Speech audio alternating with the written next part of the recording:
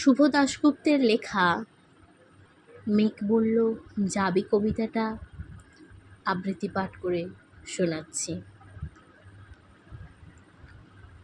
আমি বর্ষা বারিক। মেঘ বলল যাবি, অনেক দূরের গেরুয়া নদী, অনেক দূরের একলা পাহাড়, অনেক দূরের গহন সেবন, গেলেই দেখতে পাবি। যাবি? জানালা দিয়ে মুখ ঝুঁকিয়ে বলল সে মেঘ, যাবি আমার সঙ্গে, যাবি? দিন ফুরিয়ে রাত ঘনাবে, রাত্রি গিয়ে সকাল হবে, নীল আকাশে উড়বে পাখি, গেলেই দেখতে পাবি। যাবি? শ্রাবণ মাসের একলা দুপুর, মেঘ বলল যাবি আমার সঙ্গে, যাবি? কেমন করে যাব রে মেঘ, কেমন করে যাব?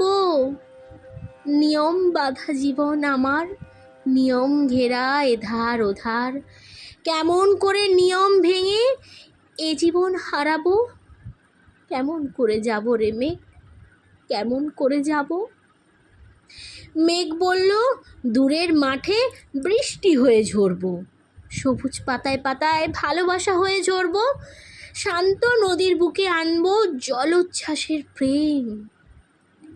ইচ্ছে মতো বৃষ্টি হয়ে ভাঙবো, ভেঙে পড়বো। এই মেয়ে, তুই যাবি আমার সঙ্গে, যাবি? যাব না রে মেঘ, পারবো না রে যেতে, আমার আছে কাজের বাঁধন, কাজেই থাকি মেতে। কেবল যখন ঘুমিয়ে পড়ি তখন আমি যাই, সীমার বাঁধন ডিঙিয়ে দৌড়ে এক ছুটে পালাই, তখন আমি যাই। স্বপ্নে আমার গেরুয়া নদী, স্বপ্নে আমার সুনীল আকাশ, স্বপ্নে আমার দূরের পাহাড়, সব কিছুকে পাই।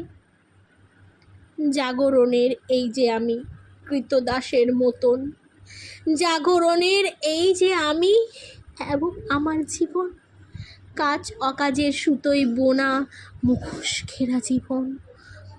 তবু রে মেঘ যাব একদিন ঠিক তোরই সঙ্গে, শ্রাবণ হাওয়ায় নতুন রঙ্গে। যাব রে মেঘ, যাব। সেদিন আমি শিমুল পলাশ ভিজব বলে যাব, পাগল হাওয়ায় উতল ধারায় আমায় খুঁজে পাবো। যাব।